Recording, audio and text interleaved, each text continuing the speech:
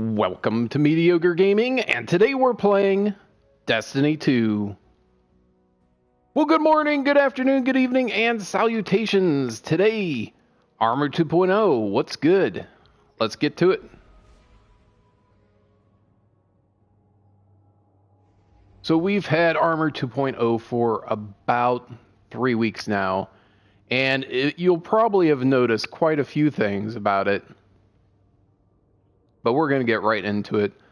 Now, first of all the old armor, if you have any old armor from before, you'll notice that it rolled in relatively low.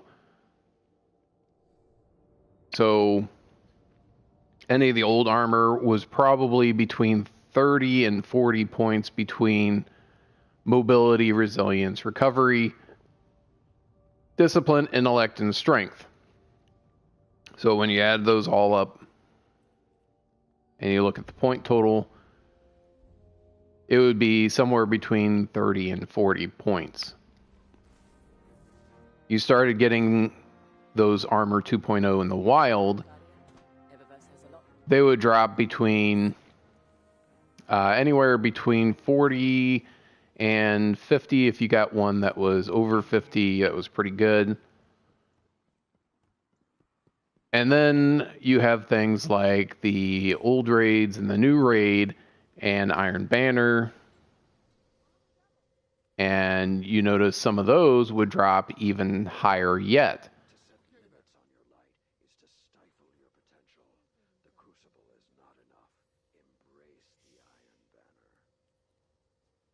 I hate when I'm looking for a weapon and I can't find it. Okay, there we go.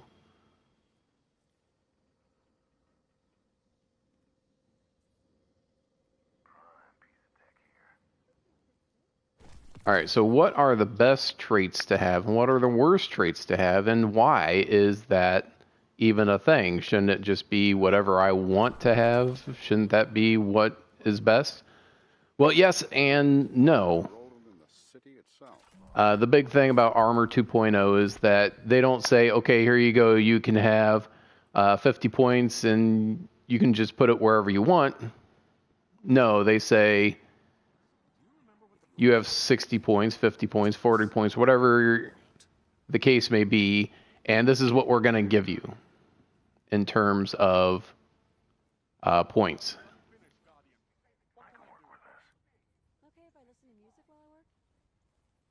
And if you notice, pulling from the vault, it's always going to be a predetermined roll, and it's always going to be the same. If you get it in the wild, it's going to be different and normally higher, but it will depend at least partly on the activity that you're doing.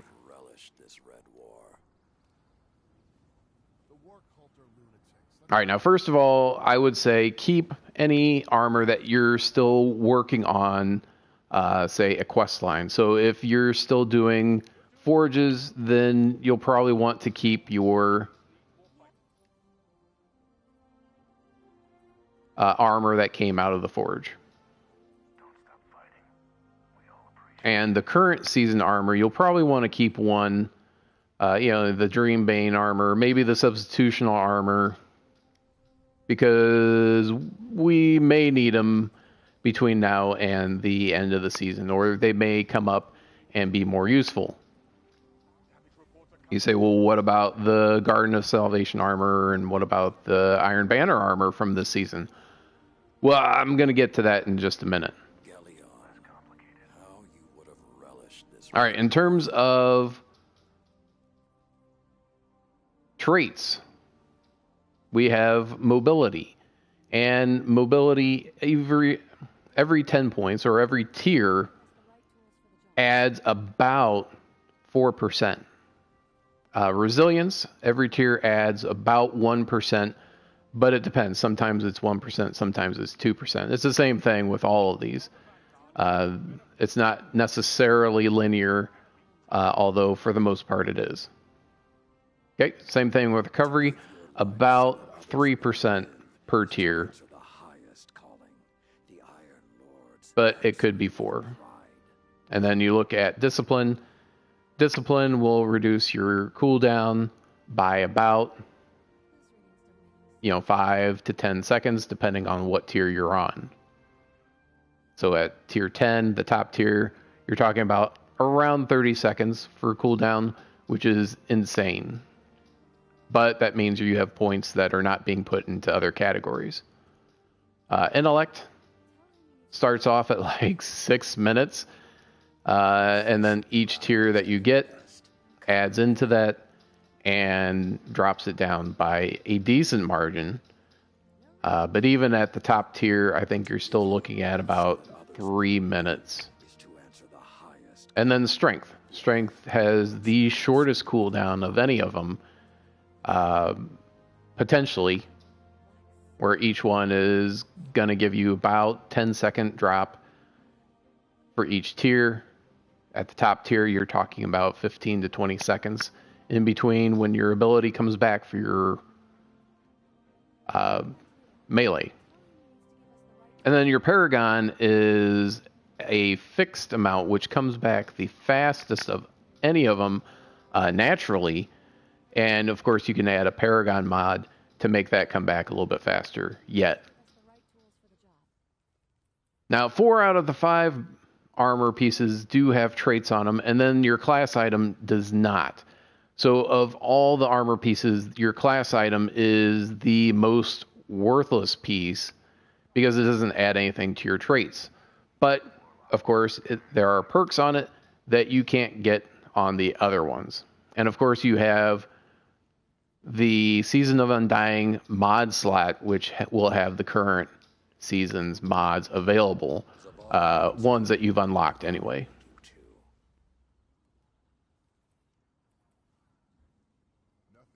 All right, so which traits are the most desirable and why? Now, you do have to take this with a pinch of salt, because if you are designing a role for your Guardian, for example, if you want to build your armor around an exotics, let's say the Getaway Artist, then you're probably going to want to get your grenade back as quickly as possible, since that converts your arc grenade into a sentient arc soul. So then obviously you're not going to consider which trait is the best, because you're going to go for grenades. You're going to want that grenade back as quickly as possible. Oops, let me get on the right one. So obviously you're going to build around that, and you're going to try to get that top tier or close to that top tier without hurting your other traits too much. Same thing, if you want to build a mobility build for your armor, then you're going to spec into mobility and not worry as much about other traits. Let's say you need mobility to run the Gauntlet, or you need mobility when you're running Gambit. Then maybe you want to max out your mobility or get close to that top tier or tier 10 bonus where you have super speed. So obviously, if you're building a certain build in mind, then you're going to build with that. So if you want a resilience mod, or if you want a recovery mod, grenades, supers, melees, then you're going to do that. You're going to build your armor and you're going to spec into those things. And to a certain extent, you can tailor your armor to that. Looking at your mods, even though you have points in certain areas, you can go ahead and spec into getting your class ability back faster. You can get your grenade back faster. You can get your strength back, or your melee ability back faster. You can get your super, increase your mobility, increase your resilience, increase your recovery. But that will only add 10 points to that attribute. And then you can't put those points into any other ones, because each of the 4 slots that have these attributes, and actually this one does as well, only has one slot for that, so you can only put a maximum of an additional 50 points into any one or multiple traits. All right, so of all of them, the very worst slot to have, or worst trait to have points in, is actually resilience. And why do I say that? Because it only adds 1% to your shields. So if you have 200 points of life total, you have 100 points for your shield and 100 points for your life. So yes, if you have more resilience, you can take more damage, but you're only taking a small amount of damage extra that will take before you die. So does it come in handy? Yes, but I don't think that should be something that you're looking for. All right, so what's next? What are the big ones to actually have? The two biggest ones that you want to look for in armor is intellect, and that's the number one desirable trait, and then the other one is recovery. And why do I say those are the ones that you want to look for? Well, when you look at your mod slots and you're looking at what you actually want or what you want to put on it or add to, when you're looking at the different slots, everything requires a certain amount of energy, and you only have a possible of 10, and that's if you max it out.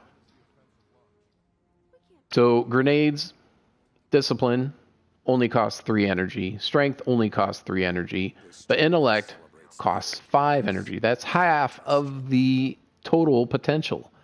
And when you're upgrading, by the time you get to 6, you're adding enhancement cores. Once you go from 7 to 8, you're talking about enhancement prisms. And then, of course, the top tier, you need ascendant shards. And right now, those are extremely rare to come by, and it is a little bit more difficult. So once you upgrade to 8, 9, and 10 energy in that armor tier, you're talking about a huge investment in both your time and resources, because getting those and gathering the enhancement prisms, of course, you can get from Banshee. So if you go to the tower and you go talk to Banshee, he does sell ascendant shards and he does sell enhancement prisms. But of course, that will cost you. Enhancement prisms, they do rotate daily, but it will require 10 enhancement cores. Enhancement cores, of course, are a little bit difficult to come by. Glimmer, 10,000 Glimmer. Glimmer isn't as scarce a resource anymore with the cap being raised to 250,000 and activities giving more. But you're talking about at most 25 enhancement prisms that you can buy at any given time. And then, of course, it's whatever resource, and then the enhancement cores. And if you're low on enhancement cores, you can get a few different things. You can get his daily bounties. His weekly bounties no longer give enhancement cores. You can trade resources, legendary shards in with Spider, and you can get enhancement cores from him, but those double in price every time you get one. So getting enhancement cores is a little bit difficult. Breaking some things down do give you cores some of the time. All right, now Ascendant Shards, of course, are the pinnacle of armor upgrades. As such, if you don't already have one, you can trade it in, but you need 10 enhancement prisms and then 100 of whatever resource and 50,000 Glimmer. That is a hefty price to pay to upgrade your armor.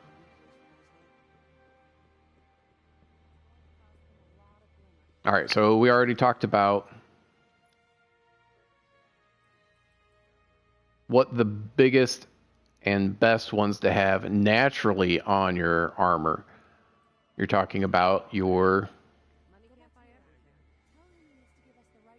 intellect. You're talking about your recovery, because those require the most energy of any of them. So if you already have it naturally on that, if you want to bump it up, you still can. But if it's already at 50, 60, then you don't really have to worry about it as much. And of course, it depends on the build that you're making.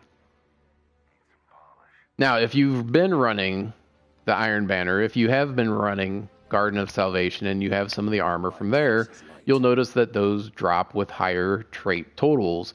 Instead of 40 or 50, these are 50 or 60. So if you're looking for a specific role on armor, you can always trade in some tokens there until you either get the roles that you want or you run out of tokens. And they will drop low, below your level, by at least a point. So just looking at this, it's 1 point difference, which isn't a huge difference. 1 to 5 point difference. If they're in the traits that you want, then it's going to be a plus for you. But you're talking about, if you're talking about 5 points in every slot, 4 slots, that's 20 points. That will make a big difference on your totals. So 1 slot, couple points, doesn't really matter if you're getting points in those things that you want. So even though it is a little bit low on mobility, a little bit low on resilience, but I don't really want resilience. I'd rather have recovery, which this has in spades. It has a little bit more intellect and a lot more, or I should say 7 more points in strength. But not really ideal, so I'll go ahead and break that down.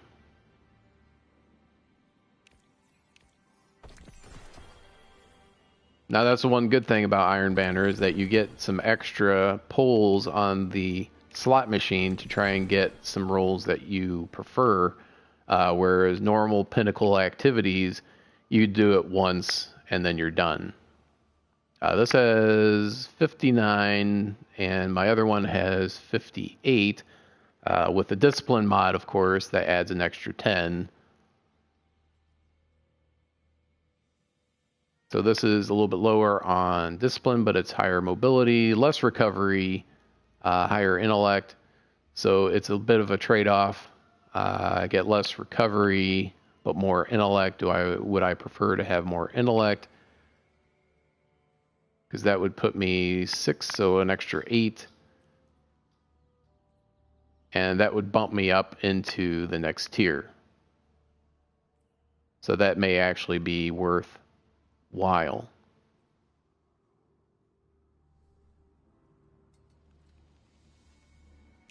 And I've got a couple more pulls with the tokens that I have. Oop, that's going to the postmaster. And there we go. Your light is a dragon. Feed it. They found fallen tracks in the sewers. That's why they But really, that's it. If you're looking for a specific trait, then you're going to look for that. If you want 55, that's towards the bottom end of Pinnacle drops. If you're looking for something specific, then you're going to need to do those Pinnacle activities, the Iron Banners, the Garden of Salvation raid, or even some of the older raids. They seem to drop higher drops as well. And, of course, that 100,000 Pinnacle activity doing the Nightfall, the Ordeal. And I believe that the Master Nightmare Hunt will eventually come out, and it will drop Pinnacle gear as well.